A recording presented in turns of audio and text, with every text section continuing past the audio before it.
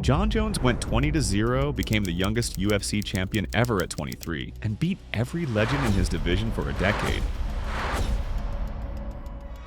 The champion is cut. Here's a nice elbow. Caught him. The light heavyweight Head title kick. is on the line. Jones with a big knee. Flying knee by Jones. Wow. That might be the greatest title fight in the history of the light heavyweight division. And still. Then DUIs, hit and runs, and failed drug tests destroyed what knockouts couldn't. Here's how the greatest ever became his own worst enemy. There's a lot of anxiety in the corner of the champion, Mike. This has been the most he's ever been hit. First time Jon Jones had ever been taken into deep water. Ever. It's his face. Gustafsson with the Jones takedown. First time in the UFC. And forever, now I do know what I'm like when things get tough.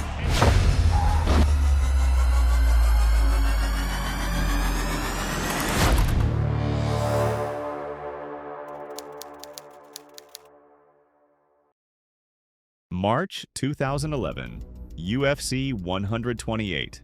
Jon Jones is 23 years old. He's fighting Mauricio Shogun Rua for the light heavyweight championship. Shogun is a legend, former Pride champion, knockout artist, the man who destroyed Lyoto Machida to win the UFC.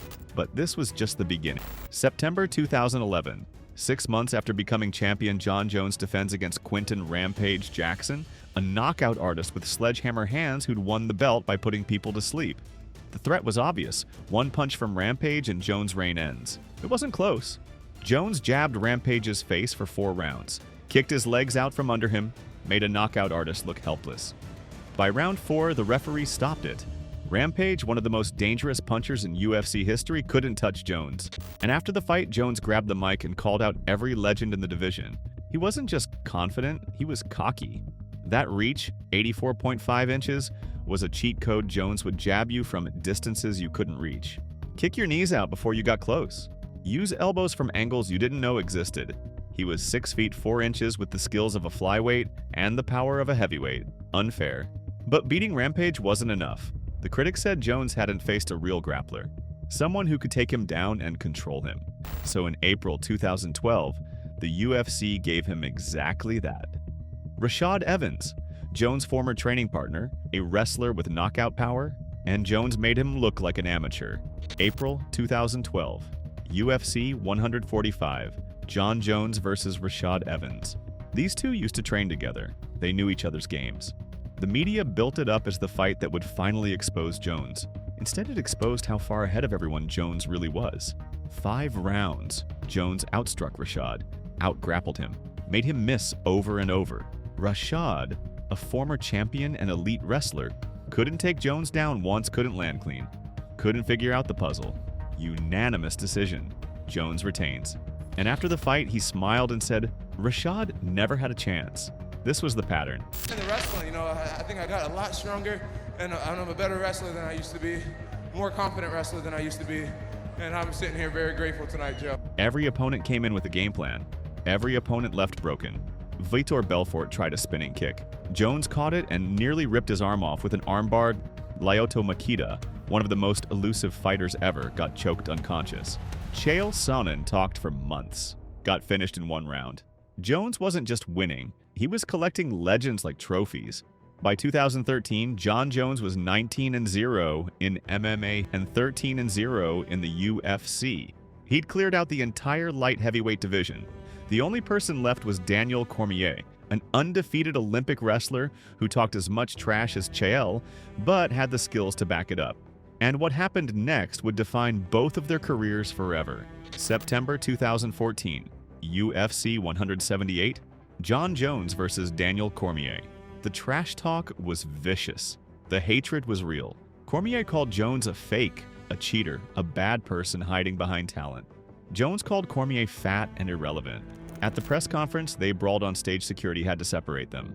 This wasn't promotion, this was personal. 5 rounds? Jones won every single one. Out-wrestled the Olympic wrestler. Big trouble, and Jon is all over him. Cormier cried after the fight. Not because he lost, but because Jones proved he was better. Unanimous decision. Jones retains. Still undefeated. Still untouchable. Jon Jones had done the impossible. He'd beaten every style, every game plan, every legend. He was 27 years old and already being called the greatest of all time. He had everything: youth, talent, money, fame, and an undefeated record. But there was a problem nobody wanted to talk about. Jon Jones was sabotaging himself, and the cage couldn't save him from his own decisions. January 2015, just 3 months after beating Cormier, Jon Jones crashes his car into a pregnant woman's vehicle, breaks her arm, then flees the scene. Police find marijuana and a pipe in the car. Jones turns himself in days later, and for the first time in his career, the undefeated champion faces an opponent he can't beat: himself.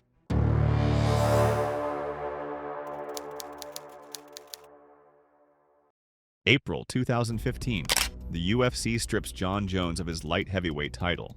Not because he lost, because he committed a felony hit and run. The greatest fighter in the world loses his belt. Outside the cage, Daniel Cormier becomes champion by default. And Jones? He's sentenced to 18 months probation and has to do community service. The fall has begun, but Jones doesn't learn. April 2016, after serving his suspension, he returns to fight Ovince St. Preux. Wins easily. All right, gentlemen, we've been over the rules. Protect yourself at all times. And now Ovince is going to find himself in trouble. He has to continue the action, or he's going to be in trouble. Did not continue the action. They go the distance. The interim UFC light heavyweight champion, Jon Jones. Gets his title shot back against Cormier at UFC 200, the biggest card in history. 3 days before the fight, USADA flags his drug test, banned substances. The fight is canceled.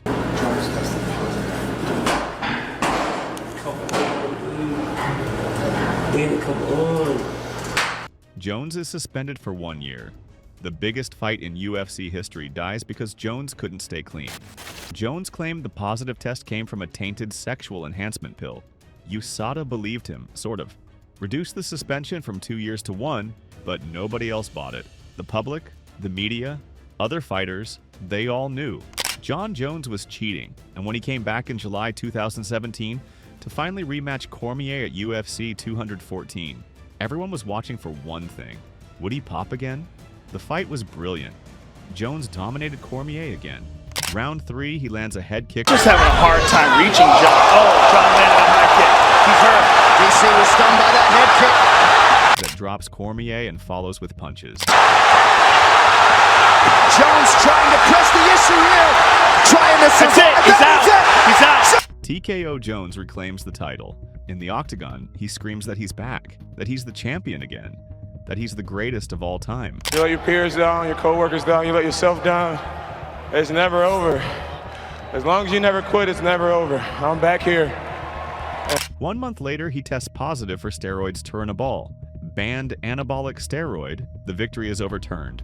The title is stripped again. Jones is suspended for another 15 months.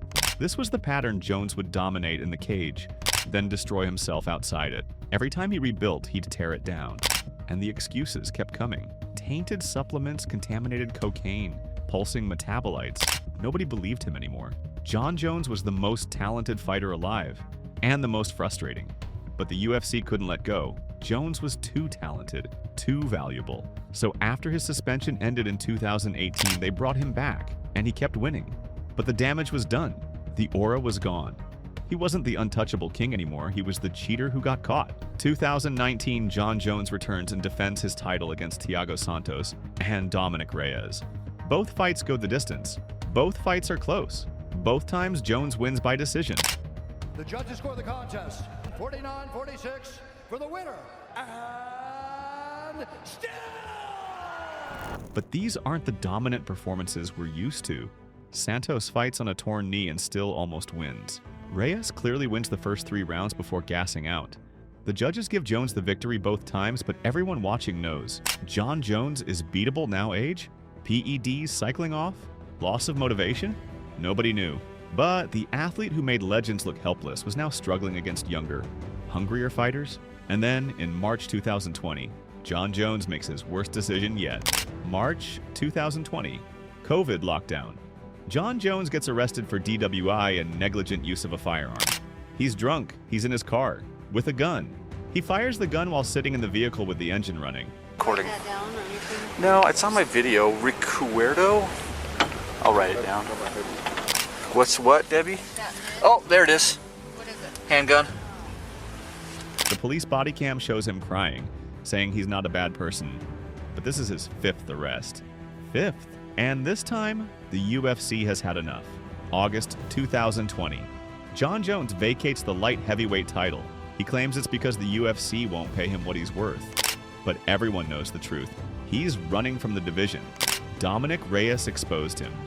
Jan Błachowicz just became champion and is a terrible matchup. Jones wants to move to heavyweight where he can reset the narrative and rebuild his legacy. For 3 years, Jones disappears, bulking up training, staying out of trouble, mostly, but the arrests keep coming. 2021, another domestic violence incident. 2023, more legal issues. Jon Jones, the most talented fighter ever, can't stop making headlines for the wrong reasons.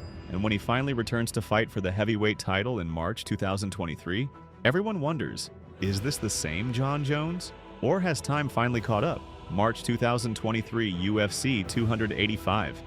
Jon Jones versus Cyril Gane for the vacant heavyweight championship.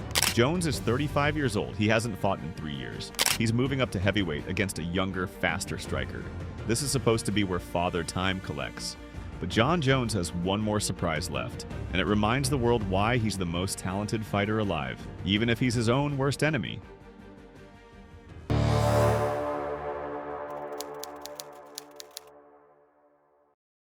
Round 1. Gane tries to use movement and speed. Jones stalks him, calm, patient. 2 minutes in, Jones shoots a takedown, his first in years. Gets Gane down, locks in a guillotine choke. Gane taps. 2 minutes and 4 seconds. So about a minute in, Jones is able to get Gane to the canvas. We'll see how Gane is able to respond here. Jon Jones is the heavyweight champion of the world. At 35, after 3 years away, he made it look easy. November 2024, UFC 309. Jon Jones defends the heavyweight title against Stipe Miocic, the greatest heavyweight of all time. Stipe is 42 years old, hasn't fought in nearly 4 years, coming off a brutal knockout loss. This isn't the Stipe who beat Daniel Cormier 3 times. This is a retirement fight disguised as a title defense. The ground and pound here. Oh, nice shot. Jon Jones has unbelievable ground and pound. Round 3. Jones lands a spinning back kick to Stipe's ribs, follows with punches. TKO. Stipe retires in the cage. Jones celebrates, points at UFC CEO Dana White, and says, "I'm not going anywhere." And as far as my future in the octagon, I decided that maybe I will not retire, and that. But everyone knows he's avoiding Tom Aspinall, the interim heavyweight champion who's younger, faster, and dangerous. Jon Jones just fought a 42-year-old to avoid the real threat, and that's the problem. Even when Jones wins, there's an asterisk. Beat Gane? Gane had never faced a wrestler like Jones. Beats Stipe? Stipe was 42 and inactive. The victories are real, but they feel hollow, like Jones is managing his legacy instead of cementing it. So what's left? Jones is the heavyweight champion. He's fought 4 times in the last 5 years. He's 35 years old with a body that's been through wars and arrests and drug suspensions. Does he fight Tom Aspinall and risk losing? Or does he retire and preserve what's left of his legacy? Here's the uncomfortable truth.